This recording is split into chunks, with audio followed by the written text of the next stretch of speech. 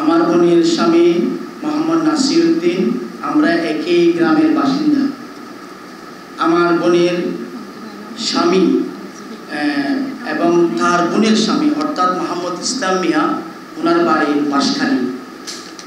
দীর্ঘ 8 বছর আগে তারা যৌথভাবে সাতকানিয়া স্বনামধন্য ব্যবসায়িক এলাকা কেরানীহাটে রূপান্তর নামক বিল্ডিংয়ের পিছনে তারা 8 তলা বিশিষ্ট একটি বিল্ডিং যৌথভাবে করে।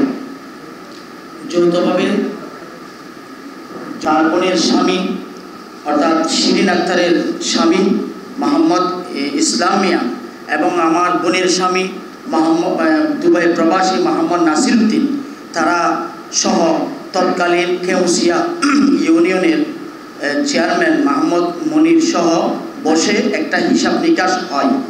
হিসাব নিকাশে আমার বোনের স্বামী তার বোনের স্বামী থেকে অর্থাৎ মোহাম্মদ ইসলাম মিয়া থেকে প্রায় 80 লক্ষ টাকা পাওনা থাকে।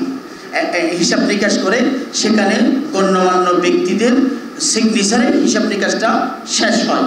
এইভাবে চলতে থাকে। তারপরে ও বলছে ঠিক আছে, আপনজন মানুষ আস্তে আস্তে ধীরে ধীরে টাকাগুলো দেবে, হিসাব নিকাশ চলতেছে।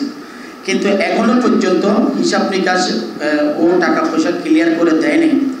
গতবারে ও যখন বিদেশ থেকে আসছে, আমার বোনের স্বামী অর্থাৎ মোহাম্মদ নাসিরও দুবাই থেকে আসছে, ও সৌদি আরব থেকে আসছে। আসার পরে সে বলছে আমি আমার অংশ আমি বিক্রি করে ফেলবো। আমি যেগুলো কথাগুলো বলতে আমার বোন বলতে পারতেছে যে মহিলা মানুষ স্থানীয় কিছু কেরানীর স্থানীয় কিছু লোকদেরকে সে বিক্রি করছে বলে আমরা খবর পাই। তো খবর পাওয়ার প্রেক্ষিতে আমরা যখন টাকা পয়সা খুঁজতে থাকি, আমার বোন এবং আমার বোনের স্বামী যখন টাকা পয়সা খুঁজতে থাকে, তখন সে হুমকি দুমকি দিতে থাকে, আমার থেকে কি টাকা পাবে, এরকম অশালীন কথাবার্তা বলতে থাকে। এবং তাকে সামাজিকভাবে বসানোর জন্য অসংখ্য তদবির, টেলিফোন, তারপর মোবাইল করার পরেও সে বসে নাই।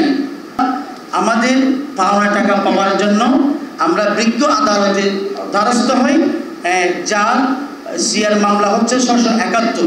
এবং এই মামলা করার পরে সে রাতারাতি মামলা হয়েছে এটা জানতে পেরে রাতারাতি সে বিদেশে পলায়ন করে।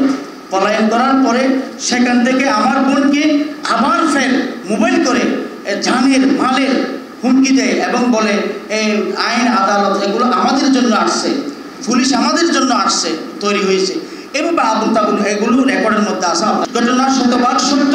আমরা আমার বোনের স্বামী তার বোনের স্বামী থেকে 80 লক্ষ টাকা পাচ্ছে।